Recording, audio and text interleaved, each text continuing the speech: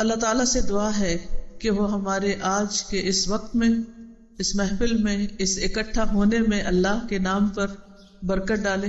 جو کچھ ہم کہیں، جو کچھ ہم سنیں، ہم یہاں سے جانے کے بعد اس پر عمل کریں، اور ہمارا آج کا یہ دن ہمارے کل کو بہتر بنانے کے لیے بہترین مددگار ثابت ہو. اللہ تعالیٰ ہمیں ہمارے نفس کے شر سے، لوگوں کے شر سے، شیطان کے شر سے اور ہر طرح کے شر سے ہمیں محفوظ رکھے. آج انشاءاللہ آپ کے ساتھ گفتگو ہوگی خیانت کے موضوع پر. امانت، خیانت کا لفظ تو آپ سب نے سن ہی رکھا ہوگا. خیانت اپوزٹ ہے امانت کے. مطلب اس کا کیا ہے؟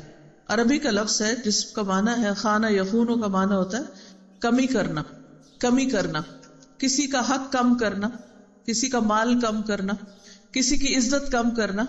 خاص طور پر جو چیز آپ کے پاس کسی کی امانت ہو اس چیز کے حق میں کمی کر دینا، اس چیز کے کوانٹٹی میں، اس کی کوالٹی میں، اس کے کرنے میں کمی کرنا. کسی چیز کا معاوضہ پورا لینا لیکن جو چیز اس کے بدلے میں دینا اس میں ڈنڈی مار جانا. ہمارے دین میں امانت ایمان کا حصہ بتائی گئی، یعنی وہ ہمارے بلیف کا ایک حصہ ہے. حدیث میں آتا ہے لا ایمان لمن لا امانت لہ، اس کا ایمان ہی نہیں جس میں امانت نہیں. دوسرے لفظوں میں جو شخص خیانت کرتا ہے، ڈنڈی مارتا ہے، دوسروں کے حق میں کمی کرتا ہے، ذمہ داری میں کوتاہی برتتا ہے، خیانت کرتا ہے، تو اس کے ایمان میں خلل اور نقص آ جاتا ہے. اس لیے بہت ضروری ہے کہ ہم خیانت کو اچھی طرح سمجھیں اور پھر اپنے زندگی کا جائزہ لیں، اپنے اعمال کا محاسبہ کریں کہ کہیں یہ چیز ہمارے اندر تو نہیں پائی جاتی. اور خاص طور پر وہ چیزیں جو ہمارے پاس بطور امانت ہیں ان میں اگر ہم ان کی خیرخواہی نہ کریں، ان کا خیال نہ رکھیں، ان کی حفاظت نہ کریں، یا ان کے اصل مالک کو لوٹاتے ہوئے ان میں کوئی کمی کر دیں یا کوئی چیز چھپا لیں یا اس میں چپکے سے کوئی رد و بدل کر دیں، تو یہ کیا ہوگا؟ خیانت. تو اس سے بچنا ہے. قرآن مجید میں اللہ سبحانہ وتعالیٰ نے خیانت کی ممانعت کے بارے میں سورۃ الانفال آیت 27 میں فرمایا، اے لوگو جو ایمان لائے ہو، اے ایمان والو، اللہ اور اس کے رسول سے خیانت نہ کرو اور آپس کی امانتوں میں بھی خیانت نہ کرو حالانکہ تم جانتے ہو. یعنی اگر تم مومن ہو، اگر تمہیں علم ہے تو پھر تمہیں یہ کام نہیں کرنا چاہیے. کیا ہم مومن ہیں؟ ہم ایمان لائے؟ جب اللہ تعالیٰ فرماتے ہیں یا ایھا الذین آمنوا تو ہم کہتے ہیں لبیک، جی اللہ سبحانہ و تعالیٰ ہم ایمان والے ہیں، آپ ہمیں بتائیے کہ آپ ہمیں کیا کرنے کا حکم دیتے ہیں یا کس چیز سے روکتے ہیں، ہم اس کے لیے تیار ہیں. تو کیا آپ ہیں تیار؟ اگر ایمان والے ہیں، اگر آپ کو علم ہو گیا ہے تو پھر آپ کو اپنے اندر ارادہ کر لینا چاہیے کہ میں اس بری عادت سے اپنے آپ کو بچاؤں گا. اب آپ دیکھیے کہ اللہ تعالیٰ فرماتے ہیں اللہ سے خیانت نہ کرو، یعنی اللہ کے حق میں کمی نہ کرو، اللہ تعالیٰ کے حق میں کمی نہ کرو، اس کے رسول سے خیانت نہ کرو. آپ کی زندگی میں جو آپ کے ساتھ تھے لوگ، ان کے لیے بھی حکم ہے اور ہمارے لیے بھی کہ ہم آپ کے حق میں کمی نہ کریں. پھر آپس کی امانتوں میں خیانت نہ کرو، جو ایک دوسرے پر ٹرسٹ کرتے ہوئے تم ایک دوسرے کے پاس رکھواتے ہو، تو ان میں سے کسی بھی چیز میں کمی نہیں کرنی. حدیث میں آتا ہے کہ ایک دل کے اندر امانت اور خیانت جمع نہیں ہو سکتی. رسول اللہ صلی اللہ علیہ وسلم نے فرمایا کسی دل میں ایمان اور کفر اکٹھے جمع نہیں ہو سکتے، یعنی ایک وقت میں ایک شخص مومن اور کافر نہیں ہوتا، یا وہ مومن ہوتا ہے یا وہ کافر ہوتا ہے. اسی طرح جھوٹ اور سچ اکٹھے نہیں ہوتے، ایک وقت میں یا انسان سچا ہوتا ہے یا پھر جھوٹا ہوتا ہے، یا وہ صحیح بات کر رہا ہوتا ہے یا وہ غلط کر رہا ہوتا ہے.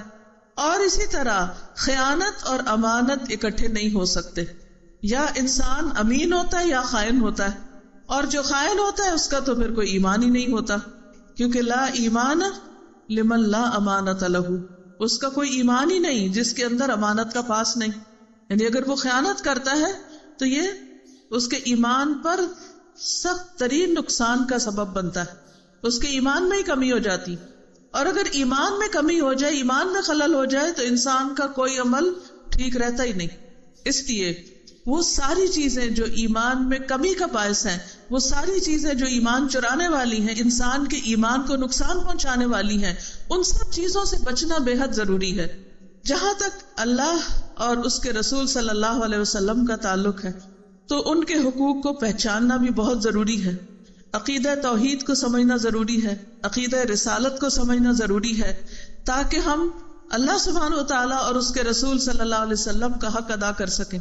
اور اس کے ساتھ ساتھ پھر آپس میں مومن کا جو بھائی ہے اور ایک دوسرے کے ساتھ جو ہمارے تعلقات ہوتے ہیں، خواہ وہ رشتہ داروں میں ہوں، بہن بھائیوں میں ہوں، خون کے رشتوں، ماں باپ اور بچوں کے بیچ میں ہوں، سسرال کے ساتھ ہوں، نیبرز کے ساتھ ہوں، کہیں آپ کام کرتے ہیں، جاب کرتے ہیں، کوئی بزنس کرتے ہیں، کہیں پر بھی ہوں، تو انسان کو ہمیشہ دوسرے انسانوں کے ساتھ معاملہ کرنے کی ضرورت رہتی ہے۔ تو ان معاملات میں بھی خیانت نہ ہو، ایک دوسرے کے ٹرسٹ کو نہ توڑا جائے، ایک دوسرے کے پاس رکھی ہوئی امانت، خواہ وہ بات کی ہو، کوئی بات ہو، خواہ وہ کوئی چیز ہو، اس میں کمی نہ کی جائے، حقدار کو اس کا پورا حق پورا لوٹایا جائے۔ اور اگر کوئی شخص ایسا نہیں کرتا، کمی کرتا ہے، دوسرے کو دھوکہ دیتا ہے، اس سے کیے ہوئے وعدے کو توڑتا ہے، تو پھر ایسا شخص مومن نہیں ہوتا۔ وہ کون ہوتا ہے؟ منافق ہوتا ہے، جو زبان سے کہے لا الہ الا اللہ، لیکن جو لا الہ الا اللہ کا تقاضا پورا نہ کرے۔ اور وہ تقاضا کیا ہے؟ کہ انسان بات کرے تو سچ بولے، وعدہ کرے تو پورا کرے، اس کے پاس امانت رکھی جائے تو اس کو پورا لوٹائے۔ اور اگر کوئی ایسا نہیں کرتا تو حدیث میں آتا ہے اربع من کن فیہ کان منافقا خالصا۔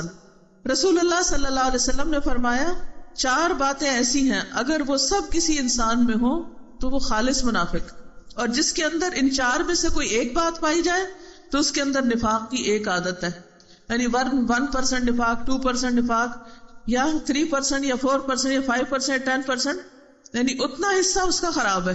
جیسے آپ پھل خریدتے ہیں نا، مثلا سیب خریدا آپ نے، تو کچھ سیب آپ خریدتے ہیں تو پورے کے پورے بالکل ٹھیک ہوتے ہیں، کچھ خریدتے ہیں تو ان میں 1 داغ ہوتا ہے، کچھ کے اندر 2 داغ، کچھ کے اندر 3، کچھ کے اندر 4، اور کچھ آدھے کے آدھے خراب ہوتے ہیں، اور تھوڑا سا حصہ ان کا ٹھیک ہوتا ہے۔ تو آپ کیا کرتے ہیں؟ سارا کھا جاتے ہیں، سارا قبول کر لیتے ہیں؟ نہیں، وہ کاٹ کے پھینکتے جاتے ہیں۔ اب آپ دیکھیں کہ اگر ہمارے ایمان میں سے، ایمان کو اگر آپ اسی سے تشبیہ دیں اور پھر اس کے ایک حصے میں خیانت لگی ہوئی ہے، کہیں جھوٹ چمٹا ہوا ہے، کہیں کوئی دھوکہ بازی، فریب، وعدہ خلاف، تو ایمان کا حال کیا ہوگا؟ اس سیب کی طرح ناقص، اس سیب کی طرح جس میں کئی داغ لگے ہوئے ہیں۔ اب اگر آپ کو ایک جگہ صحیح سیب مل رہے ہیں اور ایک جگہ ناقص مل رہے ہیں، کون سے لیں گے؟ صحیح لیں گے نا؟ آپ ان کو تو نہیں اہمیت دیں گے جن میں دور سے ہی داغ نظر آ رہے ہیں، آپ کہیں گے یہ نہیں چاہیے مجھے یہ چاہیے۔ قیامت کے دن جب لوگ اللہ کے حضور حاضر ہوں گے تو کچھ لوگ ایسے ہوں گے جن کے دل سلامت ہوں گے، قلب سلیم ہوں گے۔ یوم لا ينفع مال ولا بنون الا من اتى اللہ بقلب سلیم، جس دن مال اور بیٹے کام نہیں آئیں گے مگر جو اللہ کے پاس سلامت دل لے کر آیا۔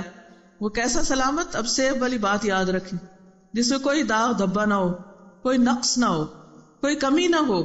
تو یہ بری عادتیں ایمان میں نقص پیدا کر دیتی ہیں، ایمان کو داغدار کر دیتی ہیں، ایمان کو کھوکھلا کر دیتی ہیں، اور پھر اگر قیامت کے دن ایسا دل لے کے گئے اللہ کے پاس تو یہ نفع نہ دے گا، فائدہ نہ دے گا۔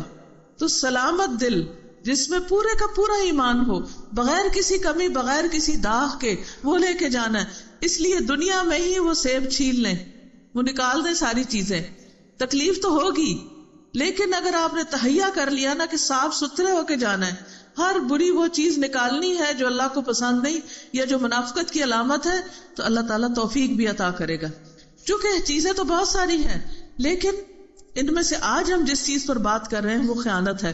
تو آپ نے فرمایا کہ جس میں یہ 4 چیزیں ہوں، پکا خالص منافق، اس کا تو سارا ہی دل کالا، اور اگر اس میں سے کوئی ایک بات ہو تو نفاق کی ایک عادت ہے، ایک حصہ یا ایک پورشن خراب ہے اس کا، یہاں تک کہ اسے چھوڑ دے۔ وہ 4 باتیں کیا ہیں؟ جب اسے امانتی بنایا جائے تو وہ خیانت کرے، اس کے پاس کوئی راز رکھا جائے، کوئی بات رکھی جائے، کوئی مال رکھا جائے، کوئی چیز دی جائے کہ ذرا اس کو سنبھال کے رکھو، اور واپس آئے تو وہ اس کو پوری نہ ملے، تو خانہ یخونوں کا مطلب کیا ہوتا ہے؟ کمی کرنا، وہ اس میں سے کمی کر جائے۔ پھر جب بات کرے تو جھوٹ بولے، اور جب کوئی وعدہ معاہدہ کرے تو غداری کرے، دھوکہ دے، اور جب کسی سے جھگڑا ہو تو بد کلامی کرے، گالی گلوچ پہ اتر آئے، ایسا بندہ منافق ہوتا ہے، پکا منافق۔ اب اس کا یہ مطلب نہیں کہ اگر کسی کے اندر چاروں باتیں نظر آ رہی ہیں آپ کو تو آپ کہیں یہ منافق ہے، ایسے ہم نہیں کہہ سکتے، لیکن خصلتیں منافقت والی ہیں۔ اب جس کے اندر خصلتیں ہی منافقت والی ہیں، پھر وہ قیامت کے دن کن کے ساتھ مل کے اللہ کے حضور حاضر ہوگا، کن میں سے اٹھایا جائے گا؟ پکے مومنوں میں سے۔ آپ دیکھیے کہ جب گھر میں آپ سبزی سیب وغیرہ لاتے ہیں تو کیا کرتے ہیں؟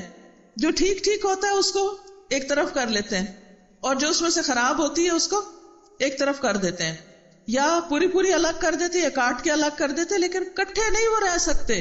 ایمان والے اور منافق جنت میں کٹھے نہیں رہ سکتے، یاد رکھیے، ان کو الگ کر دیا جائے گا۔ قرآن مجید میں سورۃ یاسین میں اللہ تعالیٰ فرماتے ہیں وَامْتَازُوا الْيَوْمَ أَيُّهَا الْمُجْرِمُونَ، اے مجرمو آج الگ ہٹ کے کھڑے ہو جاؤ۔ دنیا میں چاہے کٹھے تھے تم، لیکن آج الگ الگ چھانٹی کر دی جائے گی۔ تو بہتر ہے نا آج ہم خود ہی بری عادتوں کی چھانٹی کر دیں، ان کو مائنس کر دیں، ان کو نکال دیں۔ عبداللہ ابن عمرو بن العاص سے روایت ہے کہ رسول اللہ صلی اللہ علیہ وسلم نے فرمایا تمہارا اس زمانے میں کیا حال ہوگا، یا فرمایا عنقریب ایسا زمانہ آنے والا ہے کہ لوگوں کو خوب چھان لیا جائے گا، الگ الگ کر دیا جائے گا، یہ دنیا میں ہی الگ کر لیا جائے گا، اہل ایمان اور اچھے آدمی اٹھا لیے جائیں گے، اور چھان بورا قسم کے لوگ باقی رہ جائیں گے، کباڑ قسم کے اچھے اچھے لوگ نکال لیے جائیں گے، اور ردی قسم کے لوگ باقی رہ جائیں گے، جن کے عہد و پیمان میں بے وفائی، وہ وعدے نبھانے والے نہیں، دھوکہ کرنے والے، امانتوں میں خیانت، اور ان میں اس طرح سے اختلاف ہو جائے گا آپ نے اپنے ہاتھ کی انگلیوں کو ایک دوسری کے اندر ڈال کے دکھایا، یعنی یوں ان کے اندر جھگڑے لڑائی فساد، ہر وقت گتھا گتھا ایک دوسرے کے پیچھے پڑے رہیں گے، موافقت نہیں کریں گے بلکہ لڑے مریں گی۔ یعنی قیامت کے قریب ایسے لوگ ہوں گے کہ جن کے اندر نہ امانت ہوگی، نہ سچ ہوگا، اور نہ ہی ان کے اندر آپس کی محبتیں۔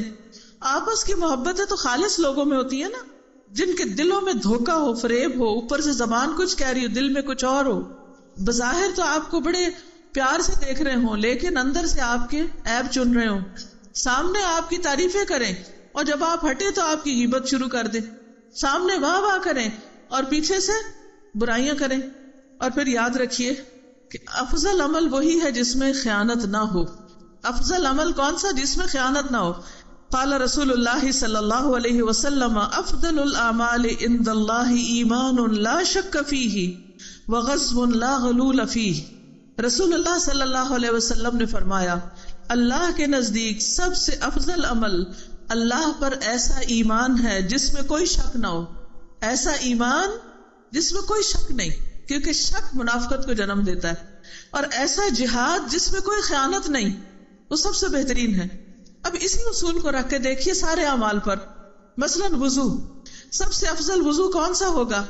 جس میں کوئی حصہ خشک نہ رہے۔ مثلا آپ وضو کر رہے ہیں اور چھینٹے ایسے 3 مارے آپ نے، یہاں سے بھی منہ جو ہے وہ خشک ہے، یہاں سے بھی پوری طرح صاف نہیں۔ آپ کو معلوم ہے نا کہ وضو کی شرائط میں سے یہ ہے کہ جو اس کے فرض اعضاء ہیں، ہاتھ کونیوں تک، چہرہ اور پاؤں کا دھونا اور پھر مسح کرنا، اگر اس میں کوئی کمی ہو تو وضو ہی نہیں ہوتا۔ اب وضو میں کمی میں کیا ہے کہ مثلا آپ نے ہاتھ دھوئے اور اس پر کوئی آٹا لگا ہوا تھا اور کچھ جگہ خشک رہ گئی، تو یہ جو خشک رہ گئی یہ کیا ہو گیا؟ کمی رہ گئی۔ سمجھ آ گئی خیانت، وضو کی خیانت۔ نیل پالش لگائی ہوئی ہے اور نیل پالش نے اوپر ایسا کور کیا کہ ناخن پر پانی نہیں لگا، ہو گئی نا خیانت، کمی ہو گئی۔ کیا ناخن دھونا اور نہ دھونا برابر ہے؟ کیا نیل پالش ہمارا ناخن کا حصہ ہے؟ وہ تو کیمیکل سے بنی ہوئی چیز ہے، وہ ہمارا ناخن تھوڑی ہے۔ اللہ تعالیٰ نے ہمیں کہا نیل پالش دھو یا ہاتھ دھو، تو ناخن ہمارا جسم ہے، نہ کہ نیل پالش ہمارا جسم ہے۔ نیل پالش جسم تو نہیں نا، سب کو پتا ہے نا۔ تو اگر ہم جسم پہ لگا لیں گے اور اس کو ہی دھو رہے ہیں اور یہ سمجھ رہے ہیں کہ وضو ہو گیا، وضو نہیں ہوتا۔ اور یہ نہیں کہ کوئی اسلام کو زیادہ نیل پالش سے مہندی لگا لے، عورت کے لیے زینت جائز ہے، حلال ہے، ہاں اگر وہ اپنے ہسبینڈ کے لیے ہو، عام مردوں کے لیے ہو وہ نہیں ٹھیک، اپنے ہسبینڈ کے لیے حلال ہے، اور اگر غیر محرموں کے لیے تو حرام ہے، وہ بھی پسندیدہ نہیں، ٹھیک ہے نا۔ تو اس طرح اسلام صرف یہ نہیں کہتا کہ تم ایسی چیز نہ لگاؤ، حدود کے اندر لگاؤ، لیکن اگر نیل پالش کے علاوہ کوئی اور پینٹ لگا ہوا ہے یا کوئی لک لگ گئی یا آٹا ہی لگا خشک ہو گیا اور آپ نے وضو کر کے نماز پڑھ لی، یا کوئی ایسی چیز چپٹ گئی، چنگم لگ گئی پاؤں کے نیچے، پتہ ہی نہیں، اور آپ کو پتہ چلا تو آپ نے کہا کوئی بات نہیں، اللہ غفور الرحیم ہے، دھو لو ایسے ہی ٹھیک ہے، اور اتارنے کی زحمت نہیں کی، تو وہ چنگم آپ کا جسم ہے جسے آپ دھو کے وضو کر رہے ہیں، اس کے دھونے سے وضو نہیں ہوتا. کیا کرنا ہوگا؟ اس کو ہٹانا ہے، ورنہ کیا ہوگا وضو میں؟ خیانت. تو خیانت اللہ کو پسند نہیں، سمپل سی بات ہے. اچھا نماز میں خیانت وہ کیا ہوتی ہے؟ نماز میں خیانت رکوع سجدے ٹھیک ٹھیک کرنا. اب کئی لوگ ہوتے ہیں وہ جب رکوع کرتے ہیں تو بس اتنا سا ہی جھکتے ہیں، پورا نہیں جھکتے. کتنا جھکنا چاہیے؟ مثلا آپ یوں کھڑے ہیں، سمجھے میرا ہاتھ جو ہے نا یہ آپ ہے، کھڑے ہیں، رکوع میں اتنا جھکیں گے، اتنا کمر سٹریٹ ہو جائے، یوں سٹریٹ. ایسے نہیں ہوتا رکوع، ایسے بھی نہیں ہوتا، ایسے بھی نہیں ہوتا، سٹریٹ. یعنی یوں آپ کھڑے، آپ کا آدھا دھڑ کھڑا ہے اور دوسرا یوں ہو گیا کہ پانی بھی رکھ دے اوپر تو نہ گرے. ٹھیک ہے. اب اگر آپ یوں کھڑے ہیں، یوں کر کے یوں کھڑے ہو گئے، دھڑام سے نیچے جا گرے، اور ایک سجدے سے اٹھنے کے دوسرا بھی ساتھ ہی شروع کر دیا، تو یہ کیا ہو گیا؟ خیانت. اللہ تعالیٰ خیانت کرنے والوں کو پسند نہیں کرتا. تو ہم نے کیا نہیں کرنا؟ وضو میں نہیں خیانت کرنی، نماز میں نہیں خیانت کرنی. اب آ گئی قرآن پڑھنے کی باری. قرآن مجید پڑھ رہے ہیں، کیسے پڑھنا چاہیے؟ کیسے پڑھنا چاہیے؟ پورا صحیح طرح پڑھنا چاہیے نا، کہ ہر حرف جیسا ہے ویسے ہی پڑھنا چاہیے. اب قاف اور کاف میں فرق ہونا چاہیے نا. اب اگر آپ نے قاف کو بھی کاف پڑھا تو پورا تو نہیں پڑھا نا، پر تو نہیں پڑھا. کیا ہوا؟ کمی ہو گئی. کوشش تو کریں نا. ٹھیک ہے بچپن سے ہم نہیں یاد ہوا ہمیں، اب مشکل پڑ رہی ہے، یا یہ کہ ہمارے اردو زبان ہے یا پنجابی اور اس میں قاف ایسے نہیں بولتے ہم، لیکن کوشش تو کر سکتے ہیں نا. کبھی آپ نے دیکھا وہ لوگ جو گانا سیکھتے ہیں وہ کتنی کوشش کرتے ہیں؟ کسی کو پتا ہے آپ میں سے کبھی کسی نے سیکھا گانا؟ اب پتا بھی ہوگا تو نہیں بتائیں گے. اچھا آپ نے سیکھا، کتنی محنت کرتے ہیں.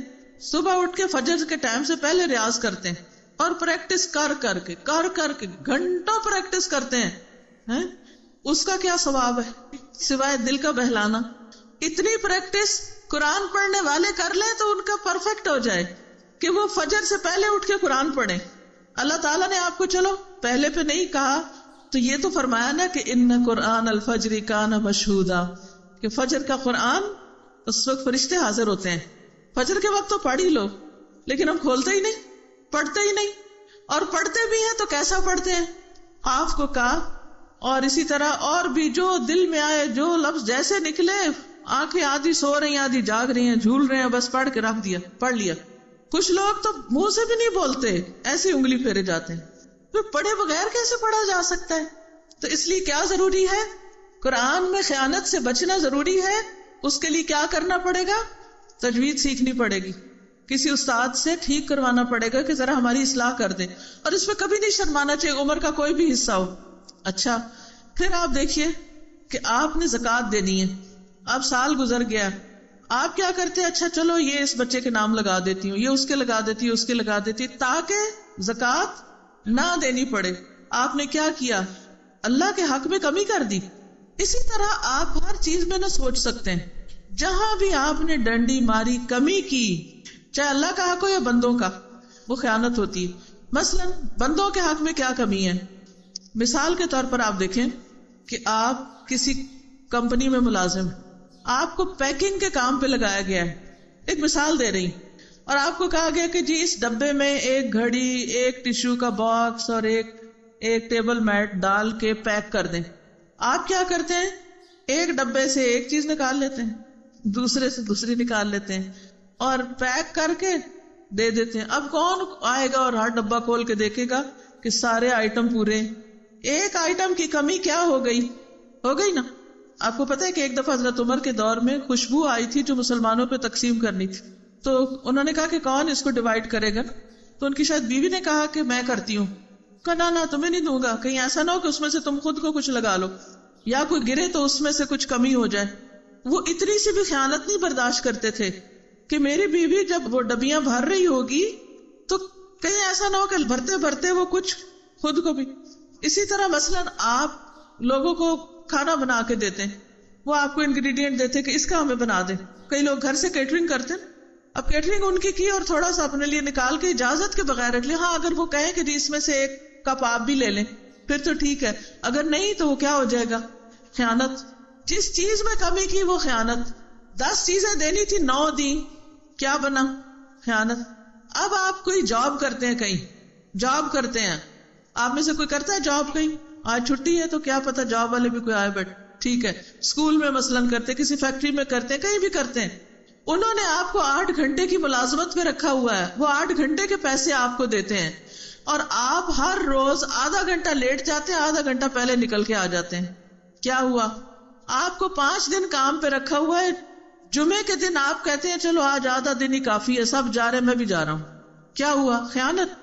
آپ پٹرول بھرواتے ہیں گاڑی میں، پیسے پورے دیتے ہیں، لیکن وہ آپ کو میٹر کے اندر ایسا چینج کر دیتے ہیں یا اس کے اندر کوئی اور چیز ڈال دیتے ہیں جو پٹرول نہیں ہے، پٹرول میں کمی کر کے اس کمی کو کسی غیر پٹرول سے پورا کرتے ہیں اور آپ سے پورے پیسے چارج کرتے ہیں۔ کیا کر رہے ہیں وہ؟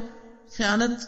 اسی طرح آپ نے کسی سے کوئی چیز ادھار لی کہ مجھے 1 بوری چاول دے دو، اس بوری میں چاول جو تھے وہ پورے بھرے ہوئے تھے، آپ مجھے کہتے ہیں جب میری فصل آئے گی تو میں یہی چاول تمہیں لوٹا دوں گی، جب آپ واپس دیتے ہیں تو پوری بھرنے کے بجائے تھوڑی ڈھیلی رکھتے ہیں، اور آپ کو پتا ہے کہ آپ ڈنڈی مار رہے ہیں یا کمی کر رہے ہیں، یہ کیا ہو جائے گا؟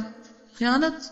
کسی نے آپ کو دیا کہ یہ میری 4 چوڑیاں رکھ لو اپنے پاس، میں واپس آ کے سفر سے لے لوں گی، وہ آتی ہے تو آپ اس کو 3 دیتے ہیں کہ اچھا یہ لے لو، وہ کہتے ہیں میں نے 4 دی تھی، اور کہتے ہیں نہیں 3 ہی تھی، اور آپ کو پتا ہے کہ ایک آپ نے اندر گھر چھپا کے رکھی ہوئی ہے، تو یہ کیا ہے؟ خیانت۔ تو ٹائم میں کمی کرنا، ڈیوٹی میں کمی کرنا، نمبر میں کمی کرنا، وزن میں کمی کرنا، یہ ساری چیزیں کس میں آ جاتی ہیں؟ خیانت۔ اب آپ دیکھیں رسول اللہ صلی اللہ علیہ وسلم نے فرمایا جس آدمی کی روح اس کے جسم سے اس حال میں نکلے، سب کی نکلنی ہے نا، کسی نے رہنا تو نہیں ہے، ہم میں سے نکلنی ہے، یقین ہے سب کی نکلنی ہے۔ فرمایا جس کی روح اس حال میں نکلے کہ وہ 3 چیزوں سے بری ہو، یعنی اس میں 3 چیزیں نہیں ہیں، وہ جنت میں چلا جائے گا۔ نمبر 1 تکبر نہیں، تواضع ہے، دوسرے انسان کو انسان سمجھتا ہے، اور تواضع والا کون ہوتا ہے؟ جو دوسروں میں دلچسپی رکھتا ہے، جھک کے سلام کرتا ہے، چاہے اس سے کوئی بڑا ہو چاہے اس کے برابر کا کوئی چھوٹا ہو، ہر ایک کا خیال رکھتا ہے، اس کے دل میں اپنی بڑائی کا احساس نہیں اور دوسرے کی حقارت کا احساس نہیں، بحیثیت انسان وہ اس کو بھی ایک تو نا اللہ نے درجے رکھے، مثلاً اگر آپ کے پاس مال زیادہ ہے اور آپ کی بہن کے پاس کم ہے تو اب وہ کوانٹٹی کا فرق ہے نا، آپ مہینے کے 10,000 کماتی ہیں، وہ 5 کماتی ہے، تو اب آپ یہ کہیں کہ میں 10 کماتی ہوں، تو یہ نہیں تکبر، کیونکہ وہ تو فرق ہے ہی نا، تو اس وجہ سے آپ اس کو حقیر نہیں سمجھ رہے، بس وہ فرق بتا رہے کہ اس کے 10 ہے اس کے 5 ہے۔ لیکن اگر آپ اس وجہ سے یہ سمجھے کہ وہ اس کی کوئی قدر و قیمت ہی نہیں کیونکہ وہ 5 کماتی ہے، تو یہ کیا ہوگا؟ تکبر ہوگا۔ پھر اگر وہ کوئی اچھی بات آپ کو بتاتی ہے تو آپ کہتے ہیں نہ یہ مجھے نہیں، ہاں بس ٹھیک ہے، کیوں؟ کیونکہ آپ کہتے ہیں یہ تو 5 کماتی ہے اس لیے اس کی بات کیا اہم ہوگی۔ اپنے سے چھوٹے یا اپنے سے برابر کی بات اس لیے نہ سننا کہ وہ مال میں ہمارے برابر نہیں یا کسی اور چیز میں نہیں۔ آپ کو نہیں معلوم کہ اللہ سبحانہ و تعالی کسی جاہل کے ذریعے بھی آپ کو کوئی حق بات سنا سکتا ہے۔ آپ کتنے بڑے عالم ہوں، ضروری نہیں آپ کے پاس سارا ہی علم ہو کہ آپ پرفیکٹ ہوں۔ ہر عالم کے اندر کوئی نہ کوئی لغزش ہوتی، ہر شخص کے اندر کوئی نہ کوئی بھول ہوتی ہے، اور ہو سکتا ہے آپ کا بچہ اٹھ کے آپ کو یاد کرائے کہ اماں یہ بات ایسے نہیں ایسے ہے، اور آپ کو چپ کرو، تم کل کے بچے مجھے سکھا رہے ہیں، میں اتنے بڑی عالم ہوں، میں نے سب پڑھ رکھا ہے، یہ تکبر ہوگا۔ آپ توجہ سے بات سنیں کہ آنے والا کہہ کیا رہا ہے، اور کئی دفعہ وہ بالکل ٹھیک ہوتے ہیں اور ہم نہیں سن رہے ہوتے کہ ہم حق کا انکار کر رہے ہوتے ہیں کیونکہ وہ چھوٹا بتا رہا ہے ہمیں۔ تو یہ چیزیں انسان کو اللہ سے دور کر دیتی ہیں۔ دوسری چیز قرض، اگر کسی کے اوپر قرضہ نہیں اور وہ فوت ہوا ہے، حساب صاف ہے، سب کی امانتیں لوٹائی ہوئی ہیں جنت میں۔ تیسرا، جس کے اندر خیانت نہیں، اس نے ہر ساری زندگی حق پورا کرتے کرتے گزاری۔ پھر اسی طرح یہ ہے کہ بدلے میں بھی خیانت نہیں کرنی چاہیے کہ آپ سے جو خیانت کر رہا ہو آپ اس سے شروع کر دیں، یہ نہیں ہونا چاہیے۔ یوسف بن ماہر مکی کا بیان ہے کہ ایک آدمی کئی یتیموں کا سرپرست تھا اور میں اس کا خرچ لکھا کرتا تھا، یعنی میں اس کا اکاؤنٹنٹ تھا۔ ان یتیموں نے اسے 1000 درہم کا مغالطہ دیا جو اس نے ان کو ادا کر دیا۔ پھر میں نے کاتب نے ان کے مال میں دگنا پایا، یعنی اس نے کمی نہیں کی تھی بلکہ اس کے اوپر الزام آ گیا تھا. میں نے اس سے کہا وہ 1000 جو انہوں نے تجھ سے مغالطہ دے کر لیا ہے میں اسے واپس نکال لوں؟ اس نے کہا نہیں. مجھے میرے والد نے کہا انہوں نے رسول اللہ صلی اللہ علیہ وسلم کو فرماتے ہوئے سنا تھا جو تمہیں امین بنائے تو اس کی امانت واپس کر اور جو تمہاری خیانت کرے تم اس کی خیانت نہ کرو. آپ یہ کہہ کے چونکہ اس نے میرے ساتھ دھوکا کیا تھا نا میں بھی چپکے سے اس کا مال نکال لیتا ہوں, میں اپنا گھر پورا کر لوں, اجازت نہیں ہے. ٹھیک ہے, تو بدلے میں بھی خیانت نہیں کرنی. کہاں یہ کہ انسان ویسے ہی خیانت شروع کر دے کسی کی. پھر اسی طرح خیانت کام میں بھی ہوتی ہے. خیانت یعنی کوئی بھی انسان کام کر رہا ہے نا تو اس سے اگر صحیح طرح ادا نہیں کرتا, ڈیوٹی صحیح طرح پوری نہیں کرتا, وہ سب اس میں آ جاتے ہیں. ابن مسعود کہتے ہیں کہ اللہ کے راستے میں جہاد تمام گناہوں کو مٹا دیتا ہے, یعنی جو مجاہد ہوتا ہے اس کے گناہ معاف ہو جاتے ہیں سوائے امانت کے. پھر فرمایا قیامت کے دن بندے کو لایا جائے گا, اگر اس نے اللہ کے راستے میں جہاد کیا ہوگا تو اس سے کہا جائے گا امانت ادا کرو, اور اگر قرض ہو تو وہ بھی اس میں آ جاتا ہے کہ قرضہ واپس دو. وہ کہے گا اے میرے رب میں کس طرح ادا کروں, اب تو دنیا گزر چکی ہے, واپس نہیں جا سکتا, وہ چیز تو میرے ہاتھ میں ہی نہیں, کیسے واپس کروں؟ تو اللہ تعالیٰ فرمائیں گے اسے ہاویہ میں لے جاؤ. ہاویہ پتہ ہے کہاں ہے؟ کس کو پتہ ہاویہ کا؟ وما ادراک ما ہی, کیا ہے؟ نارن حامیہ, بھڑکتی آگ. حکم ہوگا اس شہید کو, اس مجاہد کو ہاویہ میں لے جاؤ. ہاویہ میں لے جایا جائے گا اور اس کے لیے اس کی امانت کو, وہ چیز جو اس نے خیانت کی تھی, اس صورت میں لایا جائے گا جس میں اسے وہ دی گئی تھی. وہ اسے دیکھے گا اور پہچان لے گا اور اس کے پیچھے پیچھے جائے گا اور اسے پا کر کندھوں پر لاد لے گا. پھر دیکھے گا کہ کندھوں سے اتر گئی ہے, وہ آئی نہیں رہی ساتھ. پھر پیچھے جائے گا, پھر اسے لادے گا, پھر وہ اتر جائے گی, پھر لادے گا, پھر اتر جائے گی. اسی طرح ہمیشہ ہوتا رہے گا. پھر فرمایا نماز امانت ہے, وضو امانت ہے, وزن امانت ہے, ناپ تول ناپ امانت ہے, اور بہت سی چیزیں گنوائیں. اور ان سب سے سخت وہ امانتیں ہیں جو سونپی گئی ہیں. زازان کہتے ہیں میں برا کے پاس آیا اور کہا کہ آپ اس بارے میں کیا کہتے ہیں جو ابن مسعود نے کہا. وہ بولے کہ سچ کہا, کیا تم اللہ کا فرمان نہیں سنتے؟ ان اللہ یأمرکم ان تؤدوا الامانات الی اہلہا, بے شک اللہ تم کو حکم دیتا ہے کہ امانتیں ان کے اہل کے سپرد کرو, جس کا وہ حق ہے اس کو دے دو. بعض اوقات ایسا ہوتا ہے نا, ایک گھریلو مثال دوں گی کہ آپ کی والدہ ہیں, بوڑھی ہیں, بیمار ہو گئیں, انہوں نے اپنا زیور اتار کا بیٹی یہ رکھ لو, جیب میں کچھ پیسے تھے نکال کے کہا یہ رکھ لو, پرس ہے کہا یہ رکھ لو, یہ سارا کچھ جس ہسپتال سے آؤں گی تو پھر لے لوں گی. اور کیا ہوا, اتفاق سے ان کی ڈیتھ ہو گئی. کسی کو نہیں پتا اللہ کے سوا اور آپ کے سوا کہ وہ ماں کا زیور, روپیہ, وہ چیزیں آپ کے پاس ہیں. اب وراثت تقسیم ہونے لگی ہے, آپ وہ مال ظاہر ہی نہیں کرتے, کسی کو بتاتے ہی نہیں, چپکے سے اپنے پرس میں ڈال لیتے ہیں چھپا کے. یہ کیا ہے؟ کیا وہ آپ کا حق ہے؟ کسی کو نہیں پتا چلا, بچوں میں سے صرف آپ کو پتا چلا اور آپ نے ڈنڈی مار لی. یہ قیامت کے دن پھر کیا بنے گا؟ سارے حقدار آ جائیں گے اور وہ کہیں گے لاؤ ہمارا حصہ, تم نے کیوں رکھ لیا تھا؟ وہاں اس کے پاس وہ زیور نکلے گا کہیں نہیں ہوگا. کسی کا حق کبھی نہ اٹھائیں, اور اگر کوئی بھول ہو گئی ہے تو توبہ کریں اور وہ اس کو لوٹا دیں. دنیا میں شرمندگی ہوگی تھوڑی دیر, اور ساتھ اللہ عزت بھی دے گا. جو اللہ کے لیے جھکے گا اللہ اس کو عزت بخشے گا. اب کیا ہوگا, آپ کہیں بھی مجھے شیطان نے بہکا دیا تھا, میں نے یہ رکھ لیا, یہ تم لوگوں کا حصہ ہے, بانٹو, میں نے نہیں رکھنا. وہ کہیں گے اچھا تم نے یہ کیا, 2-4 باتیں سنائیں گے, سنا لیں, کوئی بات نہیں. آخرت میں بھی تو کھلنا ہے نا راز, وہاں بھی سامنے لے آیا جائے گا. اسی طرح بعض لوگ پراپرٹی کے کاغذ اور ان چیزوں میں ہیر پھیر کر لیتے ہیں اور اپنے نام کرا لیتے ہیں. ماں باپ مرنے کے قریب ہوتے ہیں اور ان کو ہوش نہیں ہوتی, ان کے آگے کاغذ کر دیتے ہیں کہ آپ کریں اس پہ سائن, نہیں تو نکلے ہمارے گھر سے. وہ تو ایک اور جرم کرتے ہیں. لیکن اس قسم کے دھوکہ, فریب, فراڈ, اب مثلا کھانے پینے کی چیزوں میں ملاوٹ کرنا اور اس سے زیادہ پیسہ کمانا, یہ بھی خیانت ہے. کہ آپ چیز کچھ اور دے رہے ہیں, پیسے کسی اور چیز کے لے رہے ہیں, اور دوسرا دھوکے میں بھی ہے. رسول اللہ صلی اللہ علیہ وسلم نے فرمایا امام ذمہ دار ہوتا ہے اور مؤذن امین ہوتا ہے. مؤذن کی امانت کیا ہوتی ہے کہ اذان وقت پر دے. اگر اس نے اذان وقت سے پہلے دے دی, اب کیا ہوگا, سارے محلے کی نمازیں خراب. کچھ لوگ افطار اذان کی آواز سن کے کرتے ہیں. اب اگر اس نے وقت سے 2 منٹ پہلے اذان دے دی. اچھا کوئی نہیں، کیا پتا ہو ہی گیا ہوگا ٹائم، کر دیتا ہوں. سارا محلہ روزہ کھول بیٹھے گا، سب کا روزہ گیا. ذمہ دار کون بنا؟ اب یہ ڈیوٹی کتنی اہم ڈیوٹی ہے کہ ٹائم پر اذان دو. اسی طرح بعض اوقات ٹائم سے لیٹ کر دیتے ہیں، سب کی نمازیں لیٹ، یہ بھی ٹھیک نہیں. اسی طرح معاملات میں خیانت. رسول اللہ صلی اللہ علیہ وسلم نے فرمایا 3 چیزیں ایسی ہیں جن میں مسلمان کا دل خیانت نہیں کرتا.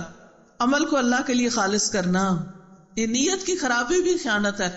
مثلا آپ بظاہر یہ شو کر رہے ہیں کہ میں جناب اللہ کے لیے بیٹھ کے درس دے رہی ہوں، اب بیچ بیچ میں سوچ رہے ہیں اچھا کیا شہرت ہوگی، لوگ تعریف کریں گے. اب دھوکہ دے رہے ہیں آپ لوگوں کو کہ میں تو اللہ کی خاطر آئی ہوں یہاں، اور دل جو ہے نا وہ اندر سے کچھ کر رہا ہے. یہ نفس کی خیانت ہوتی. اب آپ کہیں گے یا اللہ یہ تو خیال آ ہی جاتا ہے، جب آئے جھٹکو اس کو، یہ شیطان کا وار ہے، مقابلہ کرو، واپس لڑو. نو نو نو نو، میں صرف اللہ کے لیے ہوں، مجھے نہیں کسی کی تعریف چاہیے. یہ تعریف مجھے کیا دے گی؟ تعریف آپ کا گھر بنا دیتی ہے، تعریف آپ کو کھانا کھلاتی ہے. تعریف سے کیا ملتا ہے آپ کو؟ ایک وقتی ٹیک دل کو، بس. اس کے بعد پلے کیا رہتا ہے آپ کے ساتھ؟ کیا جاتا ہے؟ کچھ بھی نہیں. اور جو اجر اللہ نے آپ کو دینا ہے اس کا تو کوئی اجر غیر ممنون، حد و حساب ہی کوئی نہیں. تو اس لیے بہت ضروری ہے کہ ہم سب اپنے نفسوں کا بھی جائزہ لیتے رہے کہ وہاں کوئی خیانت نہ گھس جائے. پھر مسلمانوں کی خیر خائی کرنا، ہر ایک کی خیر خائی، یعنی اوپر زبان سے لپ سروس کریں، صرف دل میں بھی. اور جماعت کو لازم پکڑنا، یعنی مل جل کے کام کرنا، ٹیم ورک، کیونکہ ان کی دعا ان کو پیچھے سے گھیرے ہوئے ہے. یعنی جب لوگ مل کے کام کرتے ہیں تو وہ ایک دوسرے کی کیئر کرتے ہیں، ایک دوسرے کے لیے دعائیں کرتے ہیں، ایک دوسرے کو سپورٹ دیتے ہیں، زندگی میں بھی اور مرنے کے بعد بھی ان کے لیے دعائیں کرتے ہیں. اچھا کچھ اور چیزوں کی خیانت، نگاہوں کی خیانت. قرآن پاک میں آتا ہے سورۃ غافر آیت 19، وہ دلوں کی خیانت بھی جانتا ہے اور جو سینے چھپاتے ہیں. وہ نگاہوں کی خیانت کو جانتا ہے اور جو سینے چھپائے ہوئے ہوتے ہیں. نگاہوں کی خیانت کیا ہوتی ہے؟ کوئی بتائے گا آپ میں سے؟ آنکھوں کی خیانت، ہاں، حرام چیزوں کو جن کو دیکھنے سے منع کیا گیا ان کو کنکھیوں سے دیکھ لینا. پیپر میں نقل کرنا، انسان ایسے بھی کر کے سامنے دیکھ رہا ہے، ایسے کر کے بھی دیکھ لیا نا اس نے، ایسے ایک لفظ بھی اچک لیا. یہ نگاہوں کی خیانت. جس چیز کو پڑھنے سے منع کیا گیا ہے، مثلا کو اپنا خط پڑھ رہا ہے، آپ ادھر دیکھنا شروع کرتے ہیں بھلا کیا ہے، یہ بھی نگاہوں کی خیانت. یعلم خائنۃ الاعین وما تخفی الصدور. اور جو دل سینے چھپائے ہوئے ہیں نا، اندر کچھ ہے اوپر کچھ ہے، یہ دلوں کے ساتھ خیانت. راز میں خیانت. رسول اللہ صلی اللہ علیہ وسلم نے فرمایا جب آدمی کوئی بات تم سے کرے پھر ادھر ادھر دیکھے، وہ بات امانت ہے. اس نے چاہے نہ بھی کہا کہ یہ امانت ہے. مثلاً کوئی کہتے میں ذرا آپ سے ایک بات کرنا چاہتی ہوں، اور پھر وہ دیکھے کہ کوئی اور تو نہیں دیکھ رہا، پھر آپ کو بتائے چپکے سے یا آپ کے کان میں بتائے، اور آپ اٹھ کے تو اشتہار دینے لگے اس کا، مجھے پتا چل گیا، تمہیں پتا فلانا کیا کہہ رہا تھا. تو یہ بھی خیانت ہو جاتی. مشورے میں خیانت وہ کیا ہوتی ہے؟ اوپر سے ظاہر کرنا ہم تو بڑا ہی اچھا مشورہ دے رہے ہیں، اور اندر سے دھوکہ دینا، چیز کو کچھ سے کچھ بنا کے پیش کرنا، جی مس لیڈ کرنا، مس گائیڈ کرنا. رسول اللہ صلی اللہ علیہ وسلم نے فرمایا جس شخص سے اس کا مسلمان بھائی مشورہ مانگے اور وہ اسے درست مشورہ نہ دے تو اس نے خیانت کی. ذمہ داری میں خیانت. ذمہ داری. ابو ذر رضی اللہ عنہ سے روایت ہے کہ میں نے عرض کیا اے اللہ کے رسول صلی اللہ علیہ وسلم، کیا آپ مجھے عامل نہیں بنائیں گے؟ کوئی عہدہ دے دیں مجھے، کوئی ڈیوٹی مجھے بھی دے دیں. تو آپ نے اپنا ہاتھ مبارک میرے کندھے پہ مار کے فرمایا اے ابو ذر تو کمزور ہے، اور یہ امانت ہے، یعنی یہ ذمہ داری، یہ عہدے امانت ہیں، اور یہ قیامت کے دن رسوائی اور شرمندگی ہے سوائے اس کے جس نے اس کے حقوق پورے کیے اور اس بارے میں جو اس کی ذمہ داری تھی اس کو ادا کر دیا. اس کے لیے بہت عزت کا مقام ہے دنیا میں بھی اور آخرت میں بھی. اور جو یہ ذمہ داری نہ نبھائے، کام تو اپنے ذمہ لے لے اور کر کے نہ دے، پورا ہی نہ کرے، یہ پھر ذمہ داریوں میں خیانت ہو جاتی ہے. رسول اللہ صلی اللہ علیہ وسلم نے فرمایا جو شخص مسلمان رعیت کا حاکم ہو، لیڈر ہو، کوئی پرائم منسٹر ہو، کوئی پریزیڈنٹ ہو، اور وہ اس حال میں مر جائے کہ وہ ان سے خیانت کرنے والا ہو، وہ ان کا ملک اندر اندر سے بیچ جائے، تو اللہ تعالیٰ اس پر جنت حرام کر دے گا. ان لوگوں کو دھوکہ دے کے ووٹ لے، دھوکہ دے کے ان کو ظاہر کچھ کرے لیکن اندر سے کچھ اور ہی کھچڑی پکا رہا ہو، پھر جس کام پر معمور کیا جائے اس میں خیانت. ابو رافع کہتے ہیں ایک دن نبی صلی اللہ علیہ وسلم تیزی سے نماز مغرب کے لیے آ رہے تھے کہ جنت البقیع سے گزر ہوا، یعنی آپ قبرستان سے گزر رہے تھے، تیزی سے نماز کی طرف آ رہے تھے. ہوتا ہے نا بعض اوقات کہ نماز اذان ہو گئی اور انسان کہتے جلدی سے چلو، تو آپ جا رہے تھے تو آپ نے 2 بار فرمایا تم پہ افسوس، تم پہ افسوس. تو ابو رافع گھبرا گئے، کہتے میرے ذہن پہ بڑا بوجھ پڑ گیا کہ نبی صلی اللہ علیہ وسلم شاید مجھے کہہ رہے ہیں کہ تم پہ افسوس، پتہ نہیں میں نے کیا کیا، یہاں مجھے ڈانٹ رہے ہیں. تو کہتے ہیں کہ آپ نے یہ دیکھ کے فرمایا تمہیں کیا ہوا، چلتے رہو، کیونکہ وہ رک گئے، پتہ نہیں کیا ہوا. میں نے عرض کیا یا رسول اللہ صلی اللہ علیہ وسلم کیا مجھ سے کوئی گناہ ہو گیا، میں نے کوئی غلطی کر دی؟ آپ نے فرمایا کیا مطلب؟ میں نے عرض کیا آپ نے 2 دفعہ تف کیا، یعنی 2 دفعہ کہا کہ افسوس افسوس. آپ نے فرمایا نہیں، تم پہ نہیں کہہ رہا، دراصل یہ تو میں نے فلاں آدمی کی قبر پر کہا تھا جسے میں نے زکوٰۃ وصول کرنے کے لیے فلاں قبیلے میں بھیجا تھا، اور اس نے خیانت کر کے اس میں سے ایک چادر چھپا لی تھی، اب وہ ویسی ہی آگ کی چادر اسے پہنائی جا رہی ہے قبر میں. اب کتنے لوگ ہوتے ہیں جو لوگوں کے فنڈ اکٹھے کرتے ہیں اور پھر اس میں سے اچھی اچھی چیزیں نکال کے چوری کر کے گم کر لی، گول کر لی، گھر لے آئے، گورنمنٹ کے دفتروں سے مفت فوٹو کاپی کرائی، مفت وہاں سے اسٹیشنری چرا کے گھر لے آئے، وہاں سے ہسپتال سے پٹیاں چرا کے لے آئے، دوائیاں چرا کے لے آئے. یہ چوری بھی اور خیانت بھی، کیونکہ وہ ان کی کسٹڈی میں ہے نا. تو یہ چیزیں جو ہیں دنیا میں تھوڑا بہت فائدہ دیتی ہے، بعض اوقات وہ بھی نہیں دیتی، وہ بھی ہم ادھر ادھر پھینک کے اور بچے خراب خروب کر کے پھاڑ کے غلط استعمال ہوتا ہے ان کا بھی، لیکن وہ قیامت کے دن کس قدر مصیبت کا باعث ہوں گی، اور قبر میں بھی.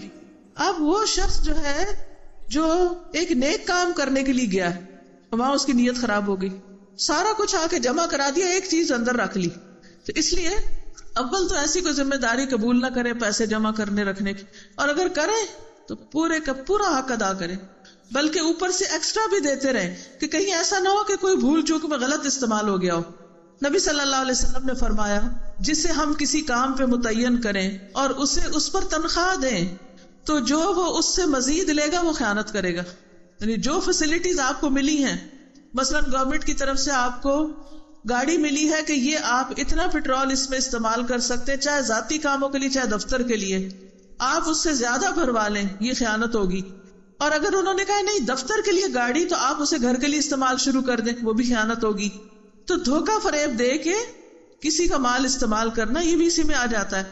عدی بن عمیر کندی کہتے ہیں میں نے رسول اللہ صلی اللہ علیہ وسلم کو فرماتے ہوئے سنا ہے تم میں سے جس شخص کو ہم کسی کام پہ لگائیں وہ سوئی کے برابر یا اس سے بھی کم تر چیز چھپا لے، بغیر اجازت لے لے، تو وہ خیانت ہے جسے وہ قیامت کے دن لے کر آئے گا. وہ کہاں سے لائے گا؟ یا تو اپنے عمل سے دینی پڑے گی، نیک عمل، یا پھر وہ حاویہ سے لانا پڑے گا اس کو، اور وہ چیز تو آئے گی نہیں. پھر اسی طرح عبداللہ بن عمر کہتے ہیں کہ جب مال غنیمت آتا تو رسول اللہ صلی اللہ علیہ وسلم حضرت بلال کو حکم دیتے کہ لوگوں میں اعلان کر دو. حضرت بلال اعلان کر دیتے، لوگ مال غنیمت لے کے حاضر ہو جاتے اور آپ اس میں سے 5واں حصہ نکال لیتے، باقی مجاہدین میں تقسیم کر دیتے. ایک شخص تقسیم کے بعد بالوں کی ایک رسی لے کے حاضر ہوا، عرض کی یہ ہمیں مال غنیمت میں ملی، یہ بھی لے لیجئے. آپ نے فرمایا کیا تو نے بلال کا 3 بار اعلان سنا تھا؟ آدمی نے عرض کی ہاں. آپ نے پوچھا تو پھر یہ مہار پہلے لانے سے کس چیز نے تجھے روکا؟ جب اعلان سن لیا تھا تو اس وقت کیوں نہیں جمع کرائی؟ آدمی نے سوری کیا، معذرت کی. آپ نے فرمایا اب بیٹھے رہو، قیامت کے روز اسے لے کر آنا. یہ اب قیامت کے دن لانا، میں اب تم سے قبول نہیں کرتا کیونکہ تم نے خیانت کی.